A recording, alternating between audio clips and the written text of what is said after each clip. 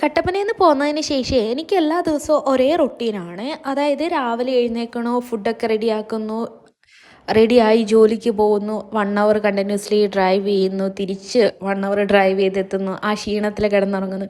ഈ ഒരു റൊട്ടീൻ ശരിക്കും പറഞ്ഞിട്ടുണ്ടെങ്കിൽ നല്ല ബോറടിക്കുന്നുണ്ട്. ഒരു സെൽഫ് കെയറിന് ഉള്ളൊരു ടൈമൊന്നും ശരിക്കും കിട്ടാണ്ട് വരുമ്പോൾ നമുക്ക് വരുന്ന ഒരു ഫ്രസ്ട്രേഷൻ ഉണ്ടല്ലോ. അപ്പോൾ അതിൽ നിന്നൊരു ബ്രേക്ക് വേണമെന്ന് തോന്നിയിട്ട് ഞാൻ കുറച്ച് ദിവസം ജോലിയിൽ നിന്നൊരു ബ്രേക്ക് എടുത്തേക്കാണ്. അപ്പോൾ അത്രയും ആഗ്രഹിച്ച് വെച്ചൊരു വീടാണ്. അപ്പോൾ ആ വീട്ടിൽ പോലും നമുക്ക് ശരിക്കും ആസ്വദിച്ച ഒരു ദിവസം പോലും നിൽക്കാൻ പറ്റിയില്ല. അപ്പോൾ ഞാൻ കുറച്ച് ദിവസം റിലാക്സ് ആയിട്ട് വീട്ടിലിരിക്കാമെന്ന് വിചാരിച്ചേ. അതിൻ്റേതായ നല്ല മടിയുണ്ട്. ശരിക്കും പറഞ്ഞാൽ ജോലിക്കൊക്കെ പൊയ്ക്കൊണ്ടിരിക്കുമ്പോൾ കണ്ടിന്യൂസ്ലി നമ്മളങ്ങ് പോകും. കുറച്ച് ദിവസം വീട്ടിലിരുന്ന് കഴിഞ്ഞിട്ടുണ്ടെങ്കിൽ മടി പിടിച്ച് കഴിഞ്ഞിട്ടുണ്ടെങ്കിൽ പിന്നെ ഒന്നും ചെയ്യാൻ പറ്റത്തില്ലേ. കുറേ ദിവസം അങ്ങനെ മടി പിടിച്ച് ഒന്നും ചെയ്യാതെ ഞാൻ വെറുതെ ടി വി ഒക്കെ കണ്ടിരുന്നു. അപ്പോൾ ഇന്ന് എന്തെങ്കിലുമൊക്കെ കാര്യമായിട്ട് ചെയ്യണമെന്ന് വിചാരിച്ചേ. അങ്ങനെ രാവിലെ ഒരു ചായയൊക്കെ കുടിച്ച് നമ്മുടെ ഇന്നത്തെ ഒരു ദിവസം സ്റ്റാർട്ട് ചെയ്തു. റെസിൻ്റെ കുറച്ച് ഓർഡറുകളൊക്കെ ഉണ്ടായിരുന്നു. അപ്പോൾ അതിൻ്റെ കുറച്ച് പണികളൊക്കെ ചെയ്തേ. ഇതിൻ്റെ പിന്നാലെ ഇരുന്ന് കഴിഞ്ഞിട്ടുണ്ടെങ്കിൽ നമുക്ക് പിന്നെ വേറെ ഒന്നിനും നേരം കിട്ടത്തില്ല. അതിൽ തന്നെ കുഞ്ഞു കുഞ്ഞു ജോലികളാണെങ്കിൽ ഒരുപാടുണ്ട് ചെയ്യാൻ വേണ്ടിയിട്ട്. അതായത് ചെയ്യണ സമയത്ത് ഏതെങ്കിലും കട്ട പിടിച്ചാലോ അങ്ങനെയൊക്കെ. മുറ്റത്ത് നല്ല ചപ്പുണ്ടായിരുന്നു. അപ്പോൾ രാവിലെ മുറ്റം തൂക്കാമെന്ന് വിചാരിച്ചേ. ഇത് നമ്മുടെ പാലുകാച്ചിന് വേണ്ടിയിട്ട് കുറച്ച് നെല്ല് ഇവിടെ ഇരുന്നു. അത് കാക്ക കൊത്തി ഇട്ടപ്പോൾ കിളുത്ത് വന്നതാണ് അത്രയും നെല്ല്. നമ്മൾ എന്തെങ്കിലും സാധനങ്ങൾ നട്ടുപിടിപ്പിച്ചിട്ടുണ്ടെങ്കിൽ ഇത്രയും കാര്യമായിട്ട് വളരത്തില്ലല്ലോ. ഇങ്ങനെ ചെടിച്ചട്ടി ഇരുന്നിടത്തൊക്കെ കുറച്ച് മണ്ണൊക്കെ ഉണ്ടായിരുന്നു. എല്ലാ ദിവസവും നമ്മൾ വെള്ളം ഒഴിക്കുമ്പോഴത്തേനും അതിൻ്റെ ഹോളിൽ കൂടെ വരുന്ന മണ്ണാണ്. അപ്പോൾ രാവിലെ ആ മണ്ണൊക്കെ ഒന്ന് അടിച്ച് കളഞ്ഞിട്ട് മുറ്റമൊക്കെ ഒന്ന് തൂത്ത് വൃത്തിയാക്കാമെന്ന് വിചാരിച്ചേ. ഞാൻ പറഞ്ഞില്ലേ, കുറേ ദിവസം കൊണ്ട് ഇവിടെ അത്യാവശ്യം നല്ല മഴയുണ്ട്. അതുകൊണ്ട് ചപ്പൊക്കെ പോകാനായിട്ട് ഭയങ്കര പാടാണ്. അപ്പോൾ രാവിലെ എല്ലാം ഒന്ന് നമ്മൾ മുറ്റമൊക്കെ തൂത്ത് നല്ല വൃത്തിയാക്കി എടുത്തിട്ടുണ്ട്. എന്നാൽ കാറ്റിപ്പോൾ അത്യാവശ്യം നല്ലതായിട്ട് വീശുന്നുണ്ട്. അപ്പുറത്തൊക്കെ നല്ല മരങ്ങളുണ്ട്. അതുകൊണ്ട് എത്ര അടിച്ചു വാരി ഇട്ടിട്ടുണ്ടെങ്കിലും ചപ്പൊന്നും പോവത്തില്ല. ഇത് മോർഗയാണ്. ഞാൻ വീട്ടിൽ നിന്ന് വന്നപ്പോൾ മേടിച്ചുകൊണ്ട് വന്നതാണ്. ഇവിടെ ഇത് കിട്ടത്തില്ല. സിങ്കിനകത്ത് ഇങ്ങനെ ഒരു കറ പിടിച്ച് കിടക്കുന്നത്. അപ്പോൾ അതിനകത്തേക്ക് ഒഴിച്ചിടാൻ വേണ്ടിയിട്ടാണ്. അത് ഒഴിച്ചപ്പോൾ പോവുകയും ചെയ്തു കേട്ടോ. ഇത് വീട്ടിൽ നമ്മ വന്നപ്പോൾ കുറച്ച് പലഹാരങ്ങളൊക്കെ കൊണ്ടുവന്നിട്ടുണ്ടായിരുന്നു. അതൊക്കെ അടുക്കി വെക്കാമെന്ന് വിചാരിച്ചേ. ഈ മടിയുടെ കൂട്ടത്തിൽ പെടുന്നൊരു മെയിൻ സാധനമാണിത്. ഇതൊക്കെ എടുത്ത് കഴിക്കാൻ മടിച്ച് അതൊക്കെ കവർ കെട്ടി അങ്ങനെ തന്നെ വെച്ചേക്കാണ്. വീട്ടിൽ നിന്ന് അമ്മ വന്നപ്പോഴും അലുവ കൊണ്ടുവന്നു. സീമ ചേച്ചി കഴിഞ്ഞ ദിവസം വന്നപ്പോഴും അലുവ മേടിച്ചുകൊണ്ട് വന്നേ. എന്തെങ്കിലും ഒരു സാധനം ഇഷ്ടമാണെന്ന് പറഞ്ഞിട്ടുണ്ടെങ്കിൽ എല്ലാവരും നമുക്ക് അത് തന്നെ മേടിച്ചുകൊണ്ട് വരുമല്ലോ. വീട്ടിൽ എനിക്ക് പണ്ടോട്ടേ ഏറ്റവും ഇഷ്ടമുള്ളൊരു സാധനമാണ് അലുവേ. ഇപ്പോൾ പക്ഷേ മധുരത്തോട് അത്ര വലിയ താല്പര്യമില്ല. അപ്പോൾ ഇത് മുറിച്ച് കഴിക്കാൻ മടിച്ചാണ് ഇത് ഈ കവറിനകത്ത് തന്നെ ഇരിക്കുന്നത്. അതുകൊണ്ട് ഞാൻ മുറിച്ച് ഒരു പാത്രത്തിനകത്ത് വെക്കാമെന്ന് വിചാരിച്ചു. അതാകുമ്പോൾ ആ മടി ഒഴിവാക്കിയിട്ടെടുത്ത് കഴിക്കുമല്ലോ. ഇത് കുറേ ഉണ്ട്. അപ്പോൾ ഒരുപാട് ദിവസം ഇരുന്നിട്ടുണ്ട് അഴുക്കായി പോകുമല്ലോ. അങ്ങനെ ഒരു പാത്രത്തിലിട്ട് വെച്ചേ കാണാം. അതാകുമ്പോൾ കാണുമ്പോഴിങ്ങനെ നമുക്ക് എടുത്ത് കഴിക്കാൻ പറ്റുമല്ലോ. ഇതിന് എന്ന് തീരും എന്നറിയത്തില്ല. ഒരു മാസത്തേക്കുള്ള അലുവയുണ്ട്. അങ്ങനെ ബാക്കി സ്നാക്സൊക്കെ അടുക്കി പെറുക്കി വെക്കാമെന്ന് വിചാരിച്ച്. ഇതിനകത്ത് കുറേ പാത്രങ്ങൾ വീട്ടിൽ നിന്ന് അമ്മ വന്നപ്പോൾ കൊണ്ടുവന്നതാണ്. അതായത് എടുക്കാതെ സൂക്ഷിച്ച് വെച്ചേക്കുന്ന കുറേ കുപ്പിപ്പാത്രങ്ങൾ എല്ലാ വീട്ടിലും കാണുമല്ലോ. അങ്ങനെ വീട്ടിലിരുന്നത് പാലുകാച്ചിന് സമയമായപ്പോഴത്തേക്കിനും വീട്ടിൽ നിന്ന് കൊണ്ടുവന്നതാണ്.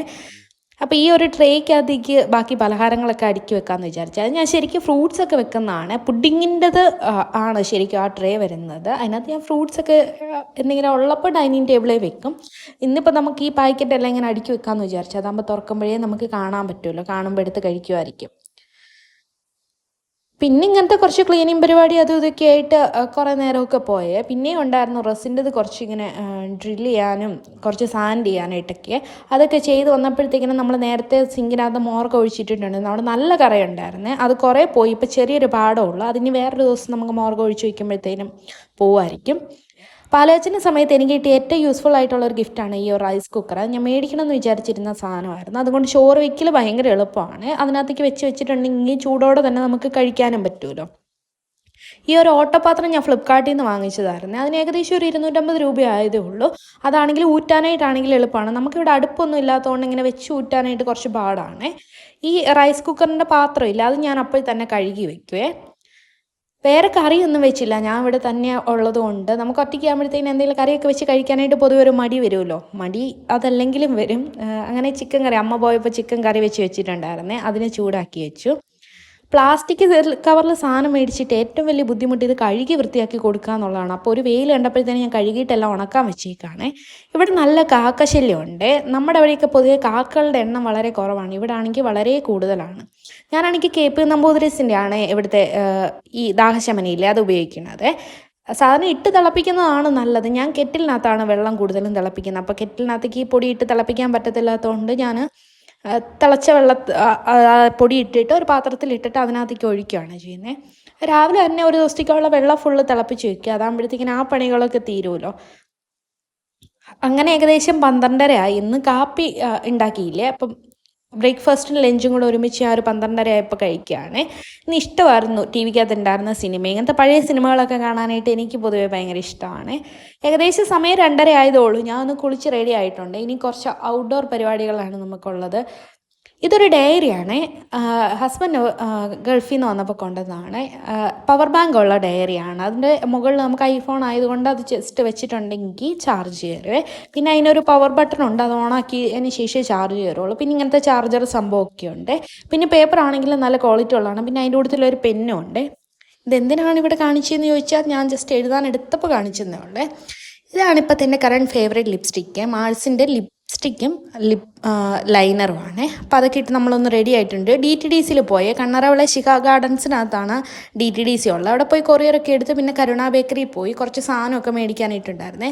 അങ്ങനെ അവിടെ പോയി പുട്ടുപൊടി ചപ്പാത്തി അതൊക്കെ മേടിച്ച് വീട്ടിൽ വന്നു. നമുക്കൊരു കീ ചെയിൻ ചെയ്യാനായിട്ടുണ്ട്. നമ്മുടെ കസിൻ്റെ കുട്ടിയാണ് കേട്ടോ, വേദ. അപ്പോൾ അതിനുള്ള ഫോട്ടോ എല്ലാം എടുത്തുകൊണ്ട് വന്നു. ഇന്ന് വൈകുന്നേരം നമ്മൾ ചപ്പാത്തി ഉണ്ടാക്കാമെന്നാണ് വിചാരിക്കുന്നത്. അങ്ങനെ അതൊക്കെ സാധനമൊക്കെ മേടിച്ച് വന്നൊരു ചായയൊക്കെ ഇട്ട് കുടിക്കാമെന്ന് വിചാരിച്ചു. അങ്ങനെ ഇരുന്നപ്പോഴത്തേന് ആമി വന്നേ. ആമിയുടെ അടുത്ത് കുറേ നേരം ഇങ്ങനെ ഇരുന്നു. ആമിക്ക് പാട്ടിട്ട് കൊടുത്തിട്ടുണ്ട്. ഇപ്പം നന്നായിട്ട് ഡാൻസൊക്കെ കളിക്കുവേ. അതായത് എന്താണ് നമ്മൾ ഇന്ന് ചെയ്ത് കാണിച്ചു കൊടുക്കുന്ന അതേ രീതിയിൽ അവൾ പെർഫോം ചെയ്യുക. അപ്പം കാത്തൂൻ്റെ പാട്ടൊക്കെ ഇട്ട് കൊടുത്തിട്ട് ഇരുന്ന് ഡാൻസ് കളിക്കുന്നതാണ്. അങ്ങനെ അതൊക്കെ നോക്കി നമ്മൾ കുറേ നേരം ഇരുന്ന്. വൈകുന്നേരം ആകുമ്പോഴത്തേക്കിനും അതൊക്കെ ഒരു രസമാണല്ലോ. അങ്ങനെ അവരൊക്കെ പോയതിന് ശേഷം നമ്മൾ ചായയൊക്കെ എടുത്ത് കുടിച്ചു. ചായ കുടിച്ചതിന് ശേഷം ഇനി നമുക്ക് വൈകുന്നേരം ഡിന്നറിനുള്ള പരിപാടിയൊക്കെ തുടങ്ങണം. ഇന്ന് ചേച്ചിയും പിള്ളേരൊക്കെ ആയിട്ട് വരുവേ. അതായത് പിള്ളേർക്ക് ശനി ഞായറൊക്കെ അവധി ആയതുകൊണ്ട് അവർ 2 ദിവസം ഇവിടെ സ്റ്റേക്കേഷന് വേണ്ടിയിട്ട് ഇങ്ങോട്ടാണ് വരുന്നത്. അങ്ങനെ ചായയൊക്കെ കുടിച്ച് ഡിന്നറിനെ കുറിച്ചാണ് ആലോചിക്കുന്നത്. അങ്ങനെ കടയിൽ പോയിട്ട് വന്നപ്പോഴത്തേക്കിനെ മുട്ട വാങ്ങിച്ചുകൊണ്ട് വന്നിട്ടുണ്ടായിരുന്നേ. എൻ്റെ ജീവിതത്തിൽ ഇന്ന് വരെ മുട്ട മേടിച്ചിട്ട് പൊട്ടിക്കാണ്ട് വീട്ടിൽ കൊണ്ടുവന്ന ഒരു ചരിത്രമില്ല. അതുകൊണ്ട് തന്നെ ഇന്നും അത് പൊട്ടിച്ചാണ്. എന്ന് വെച്ചാൽ കരുണ ബേക്കറി ഇന്ന് ജസ്റ്റ് സാധനങ്ങൾ വാങ്ങിച്ച് വണ്ടി വെച്ച് 5 മിനിറ്റ് പോലും ഇല്ലായിരുന്നു വീട്ടിലേക്ക്. ആ 5 മിനിറ്റിൻ്റെ ഇടയിൽ 2 മുട്ട പൊട്ടി. 2 മുട്ട പൊട്ടിയത് ഞാൻ തിരിച്ചറിഞ്ഞത് ഒരെണ്ണം വേഗം ഇട്ടതിന് ശേഷമാണ്. ഒരെണ്ണം നല്ല വിധത്തിൽ പൊട്ടിയിട്ടുണ്ടായിരുന്നു. അതിനെ ആ ഒരു പാത്രത്തിലേക്ക് ആദ്യമേ തന്നെ എടുത്ത് മാറ്റി വെച്ച്.